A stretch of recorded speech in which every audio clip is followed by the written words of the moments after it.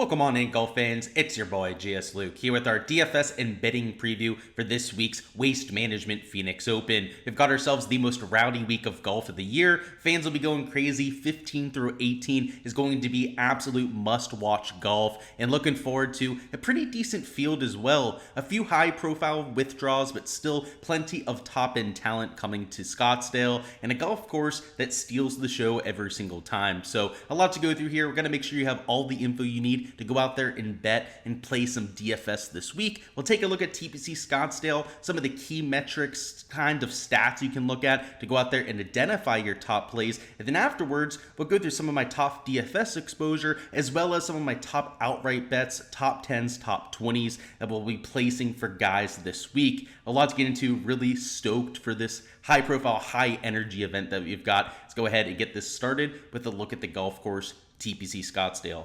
This is a golf course that fans are very used to seeing, and one that we also have plenty of data to work with. So if we take a look at some of the recent years, some of the trends that you've had at TPC Scottsdale, they're very consistent over the last decade or so. And on top of that, you've had an extremely sticky course history. A lot of the same types of players succeeding. Of course, a back-to-back champion with Scottie Scheffler helps kind of adjust some of those metrics. But on top of that, a lot of top 5, top 10s that repeat year after year. You had Brooks Koepka, who dominated this event, DJ, who played pretty well around this track, and on top of that, you have guys like JT, Jordan Spieth, Hideki Matsuyama, for example, that consistently show up on leaderboards around here. And while they're just top-end players, right, they're going to pop up on leaderboards more often than others. It's beyond a trend at this point. So course history, you can see, is on my list this week down here at number 6, but we kind of know how to profile this golf course too, right? So starting this week off, we've got approach play, where it's a real balanced approach profile,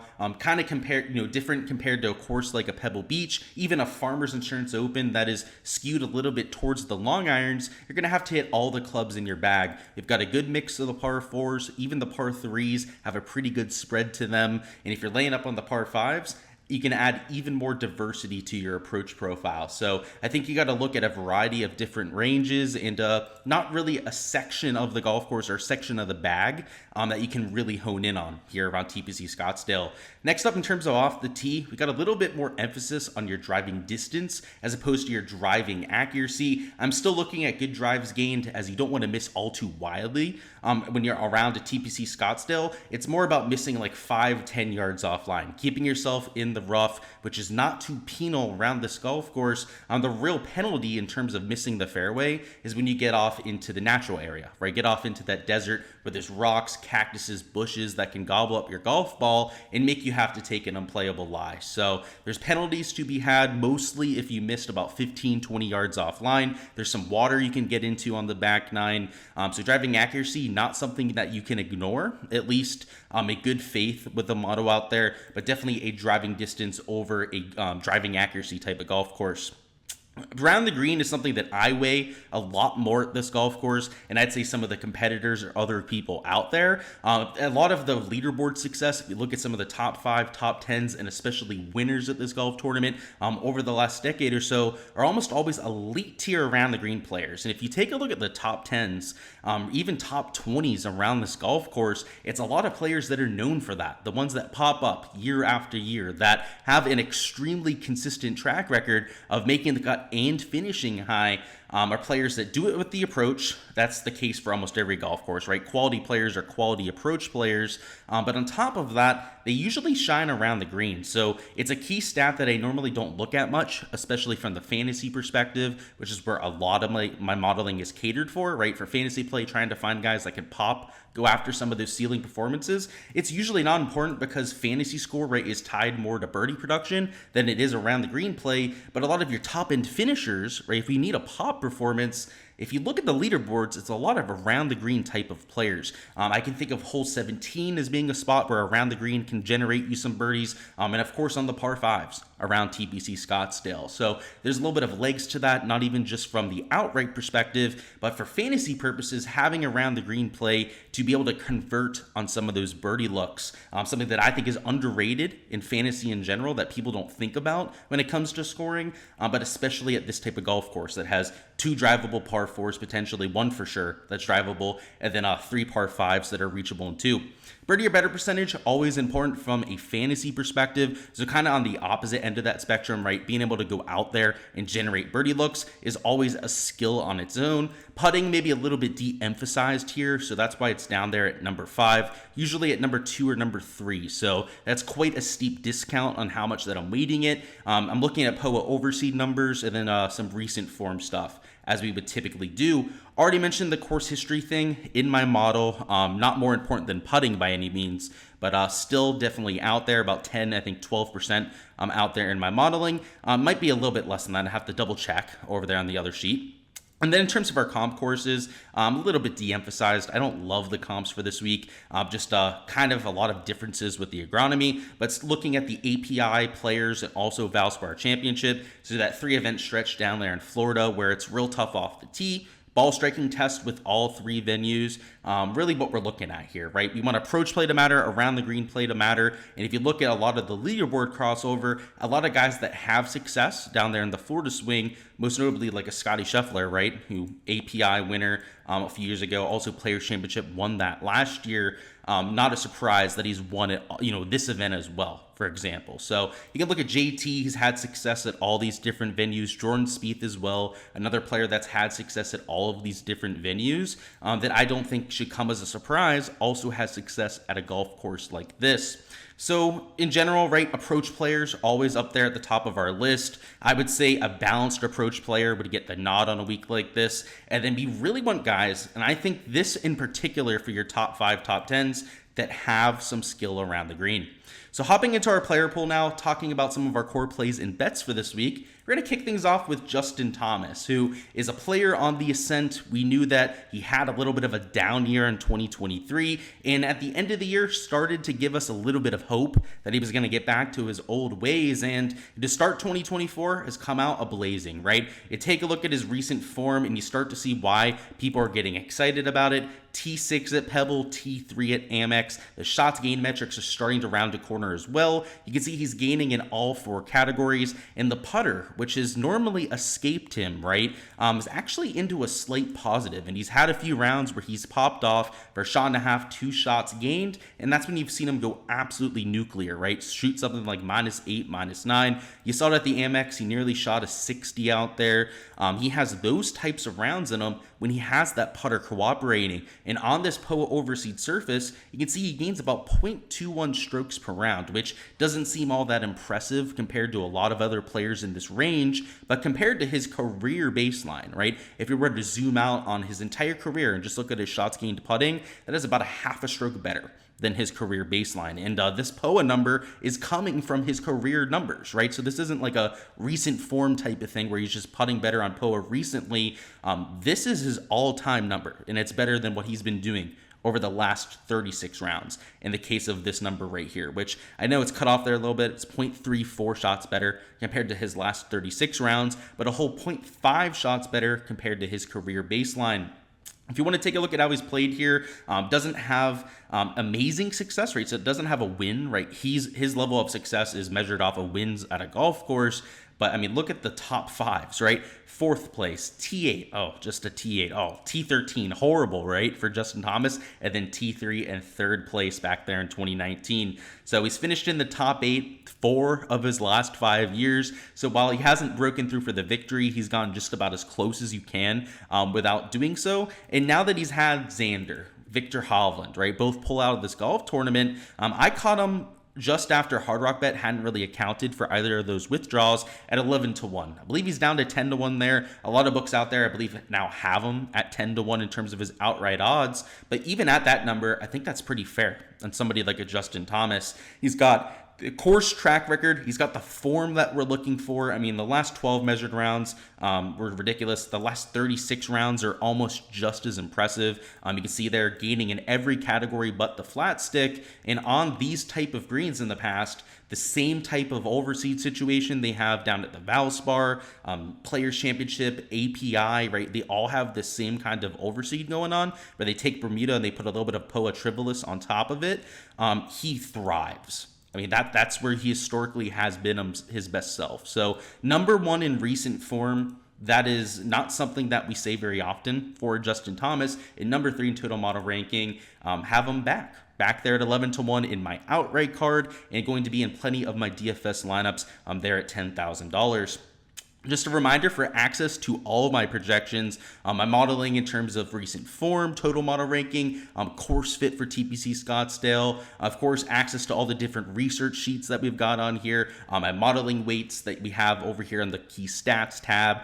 Check out the Patreon page. There's a link down below, something on there for everybody, whether you're at DFS, playing props on Underdog or Prize Picks. Make sure to check it out down below. So next up, we've got ourselves Sahith Theegala, somebody I did take for an outright as well. Worth noting that Jordan Spieth is on my outright card, but there's an asterisk there just because I bet him every time he plays. So it's not really like an official play on a week like this, and one that I do for entertainment purposes. So feel free to ignore that, but I put it on there because I did actually put an outright on him, but not something that we're going to talk about in this video at the very least. Good course history though. Playing at least okay, right, over the last few events. I didn't think it was the worst bet in human history.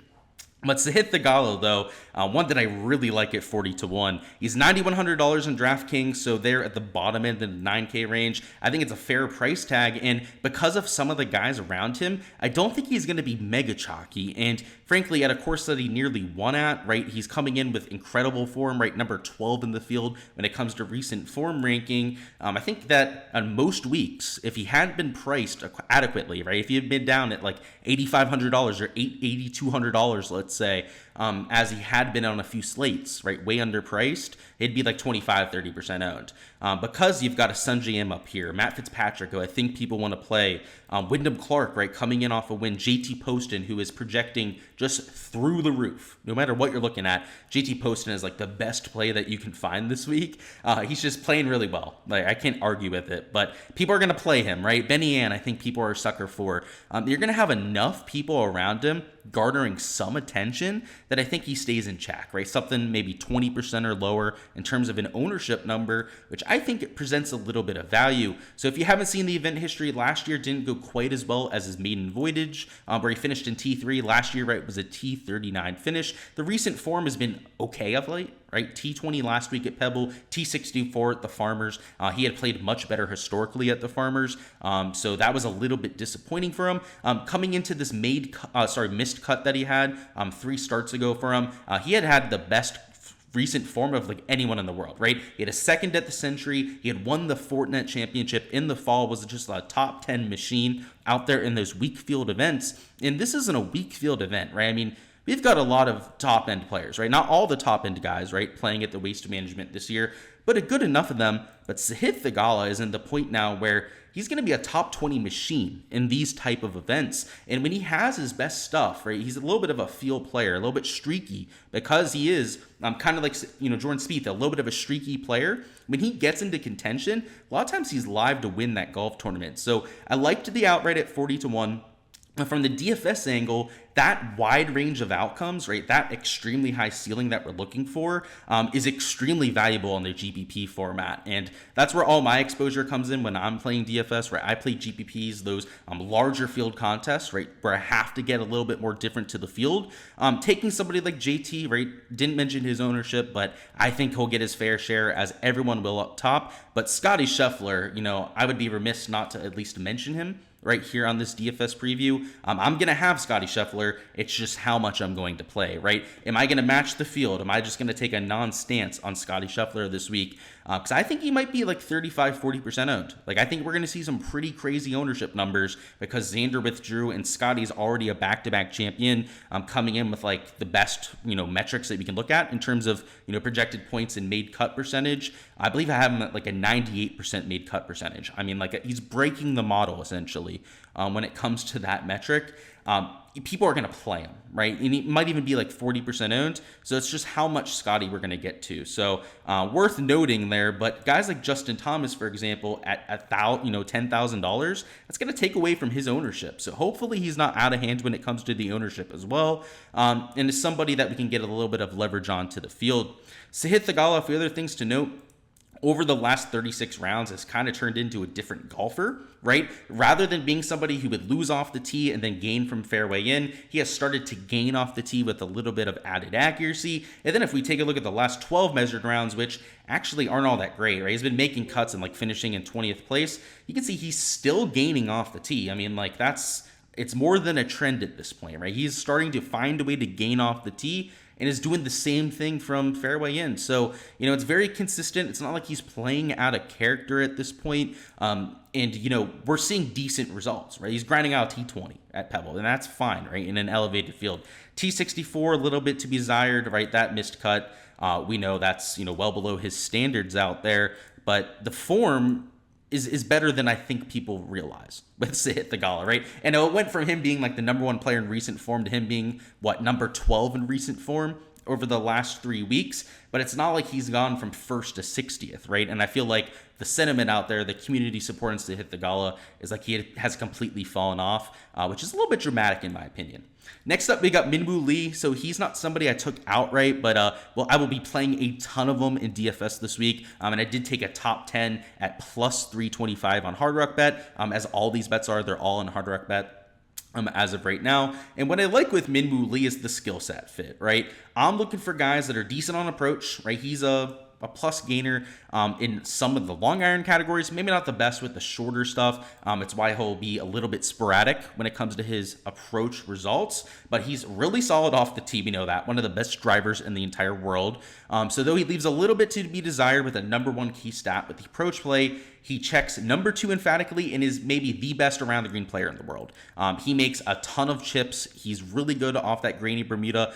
You saw that at TPC Sawgrass in the Players Championship. One of my key comp courses that we've got for this week has also played well, I believe, Bay Hill at a few starts there. And in general, it just hits it a mile, makes a bunch of birdies, right? So he checks that birdie or better box emphatically. And on this POA overseed, doesn't have a massive sample, but is right around a neutral on it, right? So he's somebody, I think he had like 8 measured rounds, so I don't know if we can buy into it too much. Historically, he's a player that either gains a lot on a surface or loses a lot on a surface. And because he's still at about a neutral over here on this surface, I don't think we know whether it's going to be a huge positive or a huge negative, right? I mean, this 5/100ths of a stroke that he's losing per round is nothing that we can lean into. If this is a surface that he's going to putt well on, I mean, book it, right? He's got the approach. I mean, he doesn't have the approach play really, but he's got the off the tee play and the putting, and the potential putting and the around the green play. I mean, it's just world class. I like what we're getting with Minwoo Lee. So maybe not somebody to bet outright, right? Especially when you've got a Scotty Scheffler, JT, a lot of these other top end players. They could easily steal it from them. But a top 10 finish, just spiking a little bit of upside out there, is something that I want to tail with Minwoo. So out there, what I think will be reasonable ownership. You got guys like Eric Cole, who I think will get some attention, right? JT Poston, who I just have to imagine is going to be mega chalk on a week like this. Wyndham Clark's going to get attention. Heck, I think even Tom Kim will get some respect from people out there, as he should at $8,600, that he's not going to be like 20% plus owned, right? I think something around 15% is reasonable to expect on a Minwoo. And at that kind of number, it's going to be somebody that I'm willing to get over the field on. Next up, we've got our value plays. So we're dipping a little bit further down the board. It's going to be $7,600 and below for these 3 plays. And not guys I'd take outright, right? These are more guys that I want to finish in the top 10, top 20 to go out there for my DFS lineups and get me some salary savings and some points at the same time, and potentially give you a little bit of top end upside. So first up, we've got Thomas Dietrich. I got him for a top 10 at plus 575 on Hard Rock Bet. And what I like about it is the form, right? You take a look at the 2 recent events. He, of course, had the 4th place last week over there at Pebble Beach. But on top of that, I'm on event history. Wrong tab. My apologies there. You can see he obviously had the T4 last week. Sorry, wrong player, T4. And then T20 before that. The missed cut wasn't all that great, right? 3 weeks ago at the Amex. But this T20 was honestly a lot better, right? He was in contention there at the Farmers before falling off a little bit there over the weekend. And last week, I didn't really think was going to go out there and back it up. And went out there and completely threw it in my face. And in the past, a lot of times where this would happen, I would continue to fade the player out of spite. I'd be somebody that goes, this guy's going to come back to the mean at some point.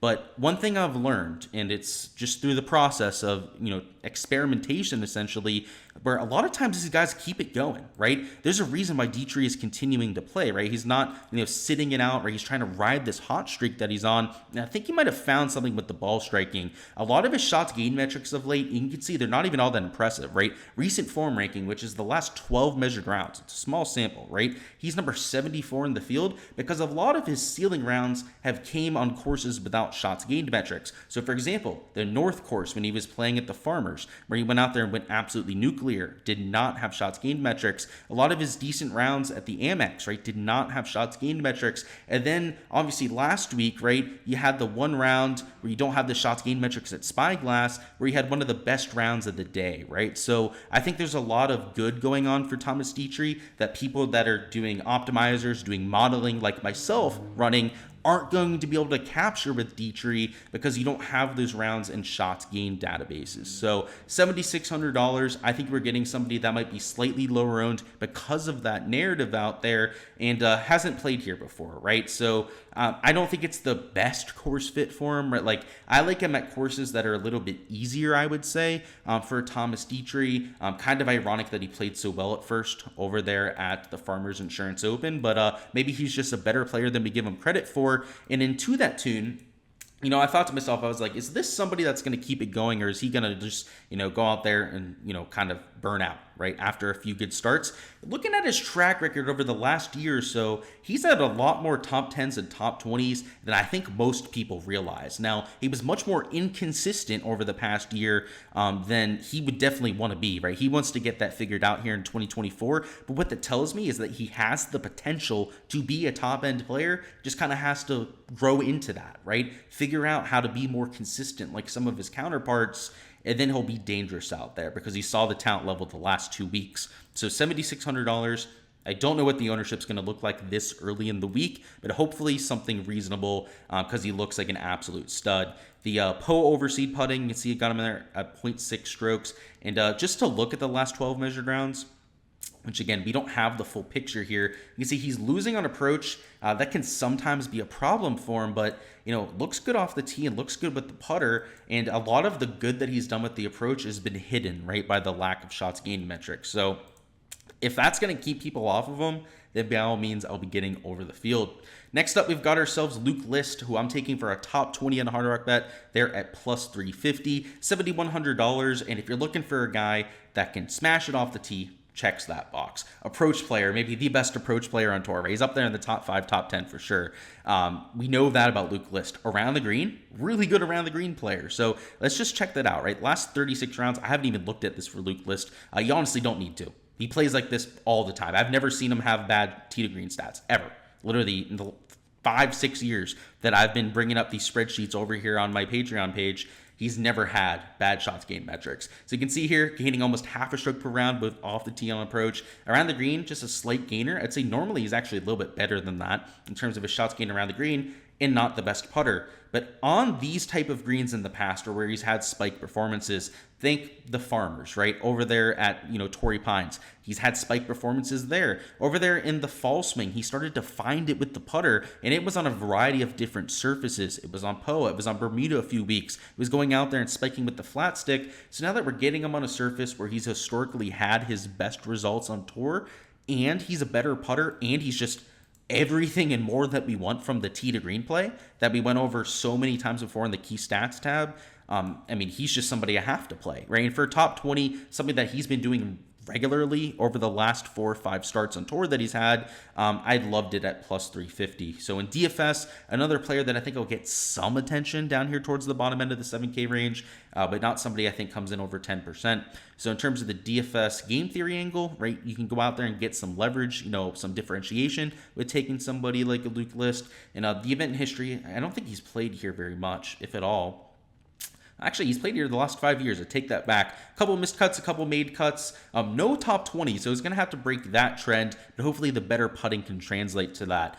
The main reason I like him at this golf course is, of course, the better putting at this point, but historically, he'd be worth consideration just because of the tee to green play. I mean, we've had guys like Hideki Matsuyama win this golf tournament before. We've had guys like Brooks Koepka win the golf tournament. They're not the most consistent putters. I mean, hell, Scotty Scheffler, right? We know his putting problems the last 2 years. He's managed to win this back-to-back. I'm not saying that Luke List is going to win this. We don't need him to win at $7,100, but for him to at least get towards the top, right, top 10 finish, top 20 hopefully, right, for our bet here, is far from a long shot, right? I'd say it's a realistic option out there for this golf tournament. So $7,100, I like the skill set fit. And yeah, the long-term metrics back that up, right? Number 22 in my modeling for this week, despite being about number 45 in the pricing, is a value that I'll always lock in. And then lastly, we're going down into the middle of the 6K range. So we're going way down here, and I frankly do not understand the pricing.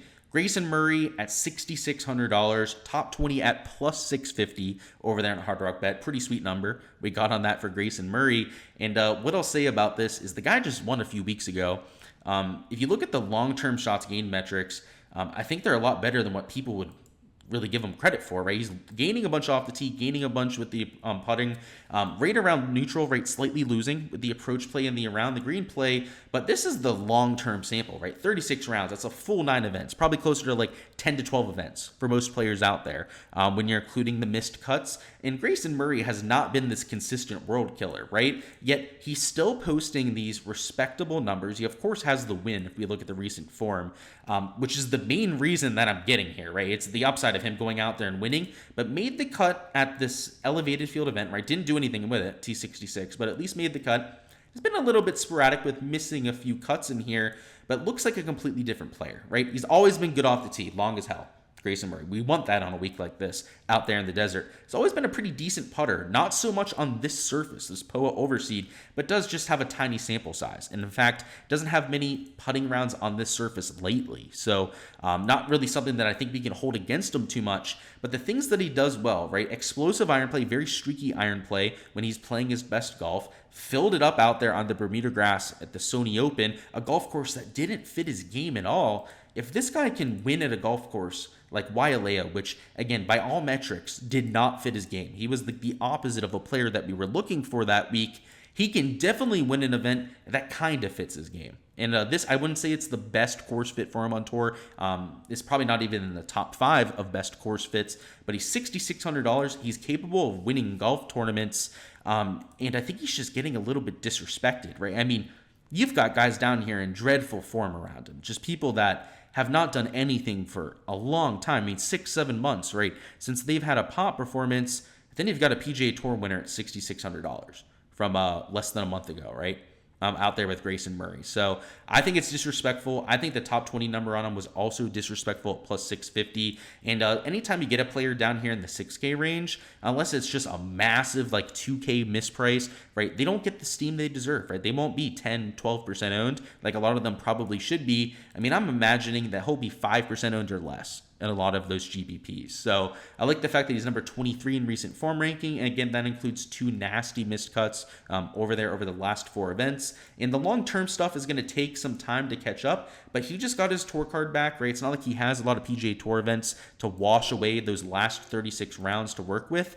He's going to look like a much better course fit, I think, after we start to get that data. And I want to be early on him if he's still only going to be $6,600, not going to get a bunch of attention in GPPs because he showed the type of upside that he's capable of. And I think you're probably going to see more of that at some point, right? Maybe not wins, but I think you're going to start to see some top 10s and top 20s out of the kid that he maybe wasn't posting so consistently before. Alrighty, guys, that is all I've got for the DFS and betting preview this week. Go ahead, smash that like button on the way out of here, and go ahead and comment down below who you've got winning this golf tournament. Personally, if I had to narrow it down to one choice, I'd probably go with JT, but just for the sake of making this a little bit more creative, I'll go Sahith Theegala, right? The guy I took there at 40-1. But let me know down in the chat who you're taking and backing for an outright this week, and best of luck with all of your exposure, whether it's for outright bets, DFS, with all those GPPs that you're entering. Go out there and take home a contest and make your boy proud here. Appreciate you guys. Appreciate the support here. Check us out for the live stream Wednesday at 7 p.m. Eastern time. We'll go over the weather, last second questions, DFS ownership, props on Underdog and Prize Picks, all of that good stuff for you before lock to make sure you're ready to go and have yourself a week. Looking forward to it. Should be an absolute blast with the Waste Management Phoenix Open. Let's have ourselves a solid week here.